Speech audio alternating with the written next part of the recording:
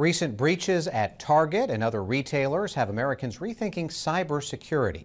This as the debate over whether the National Security Agency is too invasive continues. Security experts gathered in Austin for the Texas Cybersecurity Summit today. Congressman McCaul, chairman of the House Committee on Homeland Security, was the keynote speaker. Capitol Tonight's Leanne Wallace met up with him. And Leanne, a bill that addresses cybersecurity recently passed through his committee. It did, and Congressman McCaul said it did so unanimously and that the Senate has now expressed a strong interest in taking it up. But the debate over too much security and not enough privacy continues.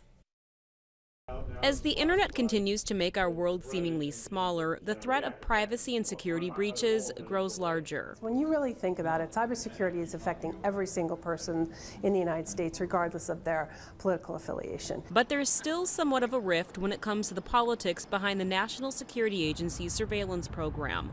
Edward Snowden's infamous leak of the NSA's gathering of Americans' phone records has lawmakers looking for a balance between security and privacy. Particularly post-Snowden, I think it was very important for me in dealing with anything that involves cybersecurity was number one, to get the private sector supportive, industry, but number two, to get the privacy groups supportive. The National Cybersecurity and Critical Infrastructure Protection Act recently passed out of the House committee. Congressman McCaul says it's both pro-security and pro-privacy, and even the American Civil Liberties Union is on board. I think out of all the cybersecurity legislation, which is so important that we act now and not wait until we have a cyber Pearl Harbor, out of all that legislation, I think this has the greatest chance for success. Last week, President Obama laid out the framework for an overhaul to the country's cybersecurity practices. It sets a uniform structure for everyone to talk about cybersecurity in the same manner. What does it mean to you? What does it mean to me? And it kind of sets those standards. So I think that's the beginning